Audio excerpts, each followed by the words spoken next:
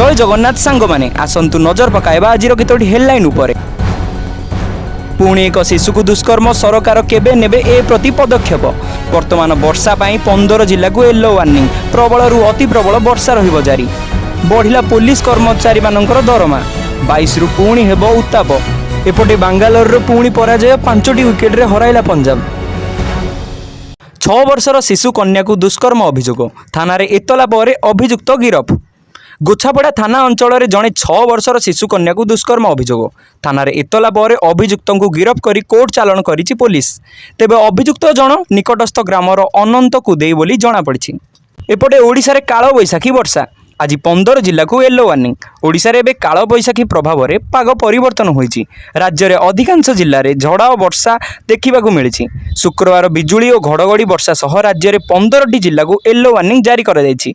एने भुवनेश्वर स्थित आंचलिक पाणीपाग केन्द्र पक्षर सूचना दि जायछि। बढ़िला पुलिस कर्मचारी मानक दरमा। सर्वनिम्न दरमा 45,000 को वृद्धि। ओडिशा स्पेशल स्ट्राइक फोर्स रे नियुक्त पुलिस कर्मचारी मानक दरमा वृद्धि पाइला। सर्वनिम्न मासिक पारिश्रमिक 30,000 रु 45,000 टंका को वृद्धि कले मुख्यमंत्री मोहन माझी।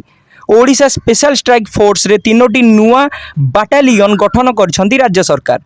एठारे मुख्यतः पूर्वतन आर्मी और नाभीर सैनिक एवं केंद्रीय सशक्त पुलिस बाहिनीर कर्मचारी माने नियुक्ति होई परिबे।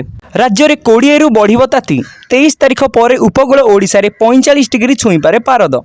आसंता 20 तारिख रु राज्य रे ताती बढ़िबो।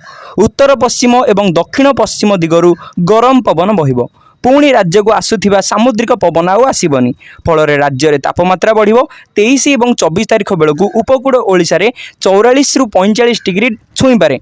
पाणीपाग विशेषज्ञ एभली पूर्वानुमान करिसंती। परवर्ती खबर जानिबा पूर्वरु आम चैनल टी को लाइक फॉलो एवं सब्सक्राइब करने को भूलंतु नहीं। एपटे आईपीएल ले पंजाब हरेला बांगालोर को। गतकाली चिन्नास्वामी स्टाडियम रे खेला जाउथिबा मैच रे परस्पर को भेटिथिले पंजाब एवं बांगालुरु।